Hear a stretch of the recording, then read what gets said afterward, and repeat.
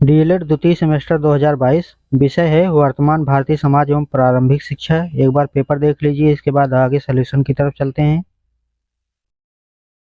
वस्तुनिष्ठ प्रश्न का पहला क्वेश्चन है, शिक्षा एक त्रिमुखी प्रक्रिया है, यह कथन किसका है? पहला विकल्प है जॉन डीवी, दूसरा विकल्प है अरस्तू, तीसरा विकल्प है एडम्स, चौथा विकल्प है सुकरात। तो इसका राइट आंसर हो जाएगा पहला विकल्प जॉन डीवी। इन्होंने त्रिमुखी प्रक्रिया को बताया है, जो शिक्षा, शिक्षार्थी और पाठ्यक्रम है। एडम्स ने दो मुखी प्रक्रिया को बताया है। क्वेश्चन संख्या 2 है, शिक्षा का मुख्य उद्देश्य है। पहला विकल्प है शारीरिक विकास, दूसरा विकल्प है मानसिक विकास, तीसरा विकल्प है सर्वांगीण विकास, चौथा विकल्प है सामवेगिक विकास। तो इसका राइट आंसर हो जाएगा तीसरा, सर्वांगीण विकास। क्वेश्चन संख्या 3 है, प्रश्नोत्तर विधि के जनक हैं। पहला विकल्प है सुकरात, दूसरा विकल्प है प्लेटो, तीसरा विकल्प है अरस्तु और चौथा विकल्प है फ्रोबेल।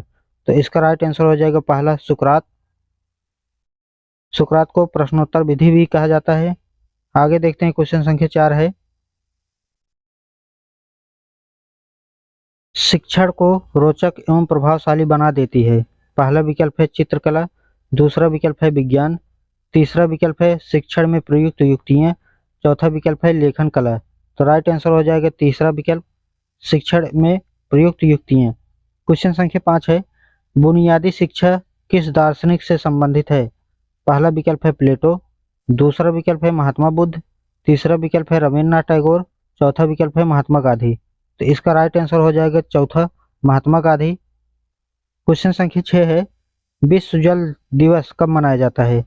पहला विकल्प है 17 फरवरी, दूसरा विकल्प है 11 फरवरी, तीसरा विकल्प है 22 मार्च और चौथा विकल्प है 8 जून।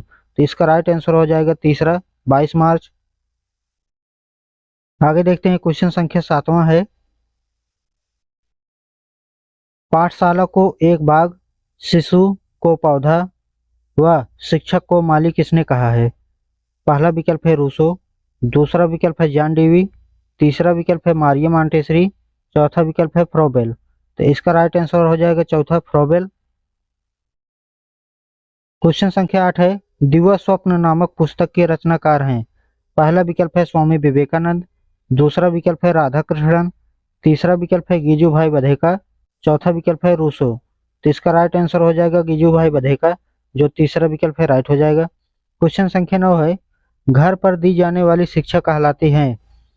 पहला विकल्प है अनौपचारिक शिक्षा, दूसरा विकल्प है दूरस्थ शिक्षा, तीसरा विकल्प है गैर औपचारिक शिक्षा, चौथा विकल्प है औपचारिक शिक्षा। तो इसका राइट आंसर हो जाएगा अनौपचारिक शिक्षा। घर पर दी जाने वाली शिक्षा अनौपचारिक शिक्षा कहलाती है। क्वेश्चन संख्या 10 है, प्रत्येक वस्तु जो प्रकृति है अच्छी है परंतु मनुष्य के हाथों में खराब हो जाती है। पहला विकल्प है प्लेटो, दूसरा विकल्प है अरस्तु, तीसरा विकल्प है रूसो, चौथा विकल्प है फ्रोबेल। तो इसका राइट आंसर हो जाएगा रूसो, जो तीसरा विकल्प है राइट हो जाएगा। आगे देखते हैं, क्वेश्चन संख्या 11 है, प्रोजेक्ट पद्धति किस दर्शन की प्रमुख विधि मानी जाती है? पहला विकल्प है यथार्थवाद, दूसरा विकल्प है प्रकृतिवाद, तीसरा विकल्प है आदर्शवाद, चौथा विकल्प है प्रयोजनवाद। राइट आंसर हो जाएगा प्रयोजनवाद, चौथा विकल्प राइट हो जाएगा। क्वेश्चन संख्या 12 है, मूल प्रवृत्ति सिद्धांत किस दर्शन पर आधारित है? पहला विकल्प है प्रकृतिवाद, दूसरा विकल्प है आदर्शवाद, तीसरा विकल्प है यथार्थवाद, चौथा विकल्प है सांख्य दर्शन। तो इसका राइट आंसर हो जाएगा पहला, प्रकृतिवाद। क्वेश्चन संख्या 13 है, मूल्य हमारे व्यवहार को क्या करते हैं? पहला विकल्प है दर्शित, दूसरा विकल्प है प्रेरित, तीसरा विकल्प है नियंत्रित और चौथा विकल्प है उपयुक्त सभी। तो इसका राइट आंसर हो जाएगा उपयुक्त सभी, जो चौथा विकल्प है सही हो जाएगा। आगे देखते हैं, क्वेश्चन संख्या 14 है, मकतब शब्द किस स्तर की शिक्षा से संबंधित है? पहला विकल्प है प्रारंभिक स्तर, दूसरा विकल्प है माध्यमिक स्तर, तीसरा विकल्प है उच्च स्तर और चौथा विकल्प है उपयुक्त सभी। तो इसका राइट आंसर हो जाएगा प्राथमिक स्तर, चौथा का पहला सही हो जाएगा। क्वेश्चन संख्या 15 है, आदर्शवाद श्रेष्ठ योगदान किस क्षेत्र में है? पहला विकल्प है शिक्षण विधि में, दूसरा विकल्प है उद्देश्य में, तीसरा विकल्प है पाठ्यक्रम में और चौथा विकल्प है बालक में। तो इसका राइट आंसर हो जाएगा उद्देश्य में, जो दूसरा विकल्प है सही हो जाएगा। आगे देखते हैं अति लघुत्तरीय प्रश्न को। इसमें 16 नंबर का क्वेश्चन है। बोला है रूसो का जन्म कब और कहाँ हुआ था। उत्तर हो जाएगा इटली के जिनेवा नगर में सन 1972 में हुआ था। क्वेश्चन संख्या 17 है सत्यम शिवम सुंदरम किस दर्शन का आधार वाक्य है। उत्तर हो जाएगा सत्यम शिवम सुंदरम भारतीय दर्शन का एक महत्वपूर्ण वाक्य है जो सत्य, कल्याण और सुंदरता के एकत्व को दर्शाता है। क्वेश्चन संख्या 18 है वैश्विक तापमान से क्या समझते हैं, संक्षेप में समझाइए। तो उत्तर हो जाएगा वैश्विक तापमान से तात्पर्य पृथ्वी के वायुमंडल में औसत तापमान से है। यह जलवायु परिवर्तन और जलवायु संबंधित मुद्दों को समझने में मदद करता है, जैसे ग्लोबल वार्मिंग और उनके प्रभाव। क्वेश्चन संख्या 19 है मूल्यों का क्या अर्थ है, किसी विद्वान की परिभाषा दीजिए। तो उत्तर हो जाएगा मूल्यों का अर्थ है किसी वस्तु या विचार की आंतरिक गुणवत्ता या महत्व। महात्मा गांधी ने कहा सच्चे मूल्य वो हैं जो मन, वचन और क्रिया में एकता लाते हैं। क्वेश्चन संख्या 20 है पर्यावरण शब्द किन दो शब्दों से मिलकर बना है। तो उत्तर हो जाएगा पर्यावरण शब्द परिधन आवरण शब्द से मिलकर बना है। क्वेश्चन संख्या 21 है स्वामी विवेकानंद जी के बचपन का नाम क्या था। उत्तर हो जाएगा स्वामी विवेकानंद का बचपन का नाम नरेंद्र नाथ दत्त था। क्वेश्चन संख्या 22 है विश्व जनसंख्या दिवस कब मनाया जाता है। उत्तर हो जाएगा विश्व जनसंख्या दिवस 11 जुलाई को मनाया जाता है। क्वेश्चन संख्या 23 है शिक्षा के सार्वभौमिकरण का अर्थ लिखिए। उत्तर हो जाएगा शिक्षा के सार्वभौमिकरण का व्यापक अर्थ एवं संदर्भ है, ये हमारा हेडिंग हो जाएगा। इसके बाद लिखिएगा इसका शाब्दिक अर्थ है शिक्षा की किसी निश्चित स्तर पर तक सभी लोगों के लिए अनिवार्य एवं निःशुल्क रूप से उपलब्धता सुनिश्चित कराना। क्वेश्चन संख्या 24 है बौद्ध शिक्षा क्या है। तो उत्तर हो जाएगा बौद्ध शिक्षा बुद्ध द्वारा स्थापित विचारों और सिद्धांतों का समूह है जिसमें 4 आर्य सत्य, अष्टांगिक मार्ग, करुणा का महत्व, इसका उद्देश्य दुख का अंत और आत्मज्ञान प्राप्त करना है।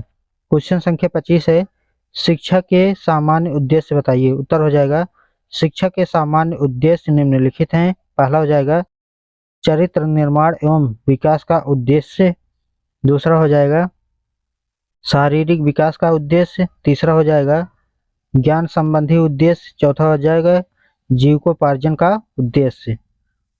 क्वेश्चन संख्या 26 है औपचारिक शिक्षा की कोई एक विशेषता बताइए। उत्तर हो जाएगा औपचारिक शिक्षा मूलतः विद्यालयों के द्वारा ही दी जाती है। इसके शिक्षा के उद्देश्य, पाठ्यक्रम, स्थान, समय, अध्यापक उसके सुनिश्चित होते हैं। क्वेश्चन संख्या 27 है शिक्षा के प्रभावी कारकों के नाम बताइए। उत्तर हो जाएगा शिक्षा के प्रभावी कारकों के नाम है परिवार, समाज, विद्यालय, राज्य एवं जनसंचार साधन। क्वेश्चन संख्या 28 है जनसंचार के 4 साधन का नाम लिखिए। तो उत्तर हो जाएगा जनसंचार के 4 साधन है Doordarshan, computer, teleconferencing, email, internet इत्यादि। क्वेश्चन संख्या 29 है प्रदूषण का अर्थ लिखते हुए इसके प्रकारों का नाम बताइए। तो उत्तर हो जाएगा प्रदूषण का अर्थ वह प्रक्रिया जिसके कारण हमारा भोजन, हवा तथा जल गंदा या दूषित हो जाए तथा हमारे स्वास्थ्य के लिए खतरा पैदा करे, प्रदूषण कहलाता है। प्रदूषण के प्रकार है पहला हो जाएगा वायु प्रदूषण, दूसरा हो जाएगा जल प्रदूषण, तीसरा हो जाएगा ध्वनि प्रदूषण और चौथा हो जाएगा जनसंख्या। आगे देखते हैं क्वेश्चन संख्या 30 है टैगोर को किस धारणा में विश्वास था। उत्तर हो जाएगा टैगोर को सत्यम शिवम अद्वैत की धारणा में विश्वास था। उन्होंने ईश्वर को सर्वोच्च मानव माना, वे अद्वैतवादी थे। लघुत्तरीय प्रश्न को देखेंगे। क्वेश्चन संख्या 31 है शिक्षा में प्रकृतिवाद के योगदान का मूल्यांकन कीजिए। तो उत्तर हो जाएगा प्रकृतिवाद शिक्षा में अनुभव, व्यक्तिगत और विकास और वैज्ञानिक सोच पर जोर देता है। यह छात्रों को वास्तविक जीवन से जोड़कर उनके सामाजिक और मानसिक विकास में सहायक होता है। क्वेश्चन संख्या 32 है, विद्यालय को शिक्षा का प्रभावशाली साधन किस प्रकार बनाया जा सकता है, स्पष्ट कीजिए। तो उत्तर हो जाएगा, विद्यालयों को शिक्षा का प्रभावशाली साधन बनाने के लिए माता पिता का सहयोग आवश्यक है। माता पिता को अपने बच्चों की आदतें और रुचियां शिक्षकों से साझा करनी चाहिए ताकि शिक्षक उन्हें बेहतर तरीके से मार्गदर्शन कर सकें। इसके अलावा विद्यालय का सामाजिक जीवन से गहरा संबंध होना चाहिए। इसके लिए प्रौढ़ शिक्षा, समाज सेवा संघों का निर्माण, सामाजिक सर्वेक्षण क्लबों का गठन और समाज के सदस्यों को निमंत्रण देना जैसे उपाय किए जा सकते हैं। इससे विद्यालय समाज का एक सक्रिय हिस्सा बन जाएगा। क्वेश्चन संख्या 33 है, जलवायु परिवर्तन से आप क्या समझते हैं। तो उत्तर हो जाएगा, जलवायु परिवर्तन औसत मौसमी दशाओं के पैटर्न में ऐतिहासिक रूप से बदलाव आने को कहते हैं। सामान्यतः इन बदलावों का अध्ययन पृथ्वी के इतिहास को दीर्घ अवधियों में बांटकर किया जाता है। जलवायु की दशाओं में यह बदलाव प्रकृति भी हो सकती है और मानव की क्रियाकलापों का परिणाम भी। ग्रीन हाउस प्रभाव और वैश्विक तापमान को मनुष्य की क्रियाओं का परिणाम माना जा रहा है, जो औद्योगिक क्रांति के बाद मनुष्य द्वारा उद्योगों से निस्सृत कार्बन डाइऑक्साइड आदि गैसें के वायुमंडल में अधिक मात्रा में बढ़ जाने का परिणाम है। जलवायु परिवर्तन के खतरों के बारे में वैज्ञानिक लगातार आगाह करते आ रहे हैं। आगे क्वेश्चन संख्या 34 है, शिक्षा में जनसंचार की भूमिका के बारे में बताइए। उत्तर हो जाएगा, प्रकृतिवादी विद्यार्थी या शिक्षार्थी को पाठ्यक्रम का आधार मानते हैं। उनका कहना है कि पाठ्यक्रम की रूपरेखा शिक्षार्थी की पहला है रुचियों, दूसरा है योग्यताओं या क्षमताओं, तीसरा है मूल प्रवृत्तियों, चौथा है स्वाभाविक क्रियाओं, पांचवा है व्यक्तिगत भिन्नताओं को ध्यान में रखकर तैयार होना चाहिए, जिससे वह अपनी अभिरुचियों को स्वतंत्रता पूर्वक विकसित करके विकास की विभिन्न अवस्थाओं की आवश्यकताओं को पूरा करते हुए मानव जीवन को पूर्णता के साथ जी सकें। आगे देखते हैं, क्वेश्चन संख्या 36 है, शिक्षा के प्रभावीकरण के रूप में समाज की विवेचना कीजिए। तो उत्तर हो जाएगा, शिक्षा का उद्देश्य व्यक्ति को समाज में समायोजित करने और सामाजिक गुणों का विकास करना है। यह व्यक्ति की आवश्यकताओं और समाज की आकांक्षाओं के अनुसार होनी चाहिए। समाज अपनी परंपराओं और प्रथाओं की रक्षा के लिए सदस्यों को शिक्षित करता है। शिक्षा से व्यक्ति अपने जीवन की आवश्यकताओं को पूरा कर सकता है और समाज के लिए उपयोगी बन सकता है। यह व्यक्ति और समाज दोनों के विकास के लिए जरूरी है। शिक्षा मानव जीवन को सभ्य, सुसंस्कृत और उन्नत बनाने में महत्वपूर्ण भूमिका निभाती है। क्वेश्चन संख्या 37 है, जल संचरण क्यों आवश्यक है, बताइए। उत्तर हो जाएगा, जल संचरण आवश्यक है क्योंकि जल जीवन के लिए बेहद जरूरी है। पानी की कमी से खेती, स्वास्थ्य और पर्यावरण पर बुरा असर पड़ता है। बढ़ती जनसंख्या और प्रदूषण के कारण जल स्रोत तेजी से घट रहे हैं, इसलिए हमें पानी का सही उपयोग और संरक्षण करना चाहिए ताकि आने वाली पीढ़ियों के लिए यह सुरक्षित रहे। क्वेश्चन संख्या 38 है, मॉन्टेसरी पद्धति के सिद्धांतों की विवेचना कीजिए। उत्तर हो जाएगा, मॉन्टेसरी पद्धति एक शिक्षण दृष्टिकोण है जो बच्चों की स्वाभाविक जिज्ञासा और स्वतंत्रता पर जोर देती है। इसके प्रमुख सिद्धांतों में बच्चों को आत्मनिर्भर बनाने, व्यक्तिगत अनुभव के माध्यम से सीखने और उनके विकास के अनुसार अनुकूलन वातावरण प्रदान करना शामिल है। यह पद्धति बच्चों को अपनी गति से सीखने का अवसर देती है, जिससे वे अपने कौशल और रचनात्मकता को विकसित कर सकें। इसके माध्यम से बच्चे सामाजिक, भावनात्मक और शैक्षणिक रूप से मजबूत बनते हैं। क्वेश्चन संख्या 39 है, औपचारिक शिक्षा एवं अनौपचारिक शिक्षा में अंतर स्पष्ट कीजिए। उत्तर हो जाएगा, हेडिंग डाल दीजिएगा, औपचारिक एवं अनौपचारिक शिक्षा में अंतर। पहला है, औपचारिक शिक्षा का उद्देश्य सामान्य तथा आदर्शात्मक होता है, जबकि अनौपचारिक शिक्षा का उद्देश्य वास्तविक, विशिष्ट तथा समयानुसार होती है।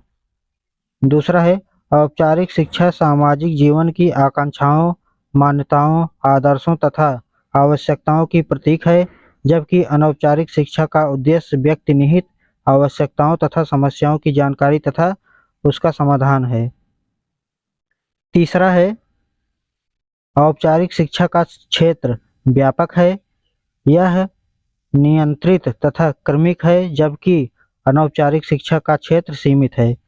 चौथा है, औपचारिक शिक्षा वर्तमान, अतीत तथा भावी जीवन की तैयारी है, जबकि अनौपचारिक शिक्षा वर्तमान पर अधिक बल देती है। पांचवा है, औपचारिक शिक्षा का पाठ्यक्रम व्यापक, बहुउद्देशीय एवं जीवन से संबंध है, जबकि अनौपचारिक शिक्षा के पाठ्यक्रम का उद्देश्य सीमित तथा सामाजिक वातावरण हेतु है। क्वेश्चन संख्या 40 है, सामाजिक एवं सांप्रदायिक सौहार्द क्यों आवश्यक है? उत्तर हो जाएगा, शिक्षा सामाजिक एवं सांप्रदायिक सौहार्द के विकास में महत्वपूर्ण भूमिका निभा सकती है। यह विभिन्न संस्कृतियों में समान तत्वों की खोज और विभिन्नताओं की व्याख्या करते हुए बालकों की एकता का पाठ पढ़ा सकती है। राष्ट्रीय स्वाभिमान, राष्ट्रीय सेवा, राष्ट्र प्रेम, राष्ट्र की एकता और अखंडता आदि को बालकों में शिक्षा की सहायता से सफलतापूर्वक विकसित किया जा सकता है तथा सामाजिक एवं सांप्रदायिक सौहार्द को बढ़ाया जा सकता है। तो दोस्तों, ये थे 2022 के महत्वपूर्ण प्रश्न। उम्मीद है ये हल आपके लिए मददगार होंगे। अगले वीडियो में 2021 के प्रश्न पत्र के साथ फिर मिलेंगे। चैनल को सब्सक्राइब करें और अपडेट के लिए बेल आइकन दबाएं।